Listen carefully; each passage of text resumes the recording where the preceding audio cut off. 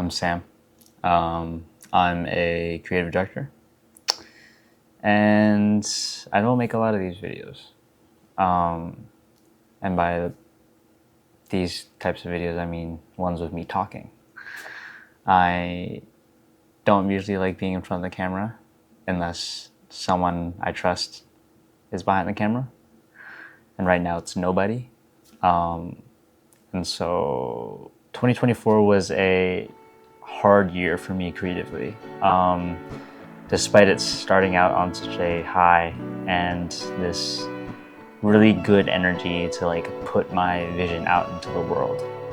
Don't get it twisted. I have so much privilege to pursue art as a career, and what I do will never be as hard as the people who don't get this chance to pursue art safely and comfortably every day.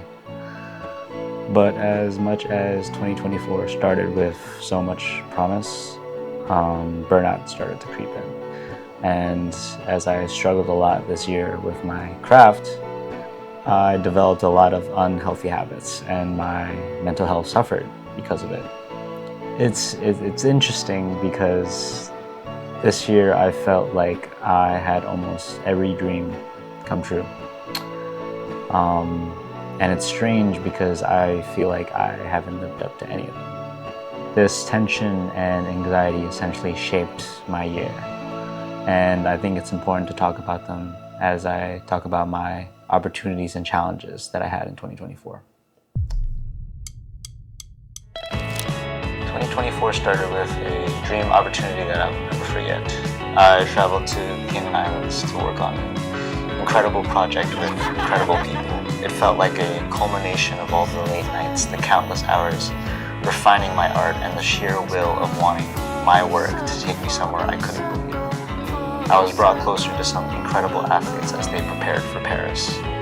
But it wasn't just about capturing their stories. I got to be a part of their journey in a way that goes beyond the lens. I was a friend in sharing their highs and their challenges.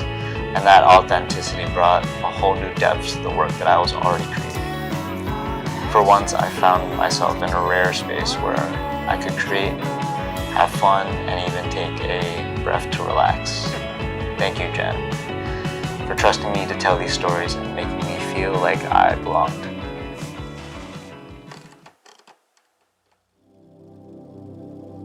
At the end of January, I was right back to college for the end of my junior year. That's when the burnout started to creep in. Coming off such an incredible high and returning to the grind of school felt like hitting a brick wall with a brick school in the middle of winter, because that's what it was. This is where I started to fall into the toxic cycle of anxiety and social media. Repeating the quote, "Comparison is a thief of joy," did nothing as I continued this endless loop of doom scrolling, comparing myself and questioning whether I was good enough, special enough, interesting enough to do anything at all. The more I tried to use social media to stay connected, the more disconnected I felt from myself, my work, and even the things I used to love. As a result, I often stopped myself from sharing a lot of my work and letting the world see it at all because it just didn't feel good enough. It was around the start of May that I got the biggest opportunity of my career so far. I'd been accepted into the World Athletics Content Creator Program, something I had applied for at the start of the year. I almost didn't take it. The thought of putting myself out there again felt overwhelming. But deep down, I knew passing it up would haunt me even more, so I said yes, even though I wasn't sure I was ready. The experience itself was amazing. I wish I'd believed in myself. I went out of the experience wishing I could have done more and that my work could have lived up to what I knew I was capable of. As grateful as I am for the opportunity, I grappled with conflicts of interest.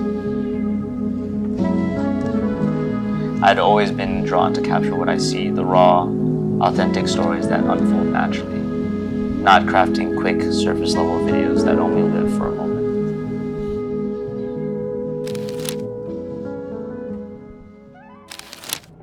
I took a step back and traveled to China for a month with my family. It had been years, 2017, since we last visited and saw relatives. It was a nice reset. The food was good. Bathrooms were not. After China, I got to experience one of my favorite parts of the year, the running school. This was my 5th year here, 3rd year as a counselor, and it's consistently the best week of my year. The photos and videos I get to create in this environment are always some of my favorites because they teach me to capture an emotion. It's a reminder of why I started doing what I do in the first place.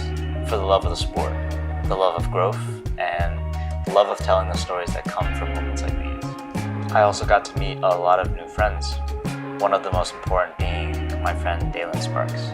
Kind of expanded my world a lot. I'm really grateful for a friend like him.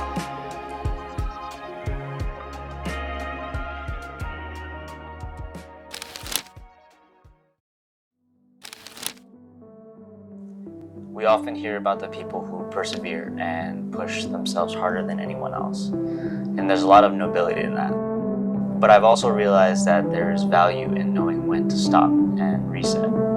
Sometimes knowing when to hit pause can be the key to coming back stronger and more focused. Pushing through and stepping back. Both come out winners in their own way. My art doesn't need to change the world. For a long time, I put so much pressure on myself to create something groundbreaking, and that's where a lot of my high expectations come from. It's enough to create something authentic, something that feels true to me. At the end of the day, no one knows what they're doing. We're all just figuring it out as we go. We're a mosaic of the people we meet along the way, and I've learned that life isn't all or nothing. It's a process.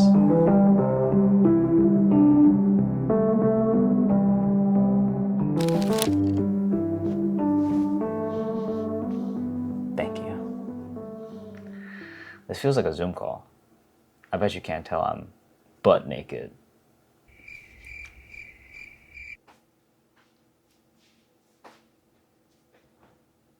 My dad's going to the bathroom. It's late at night. Bye-bye. Listen, stop trying to be somebody else. Don't try to be someone else. Be yourself and know that that's good enough. Don't try to be someone else. Don't try to be like someone else. Don't try to act like someone else. Be yourself. Be secure with yourself. Rely and trust upon your own decisions, on your own beliefs.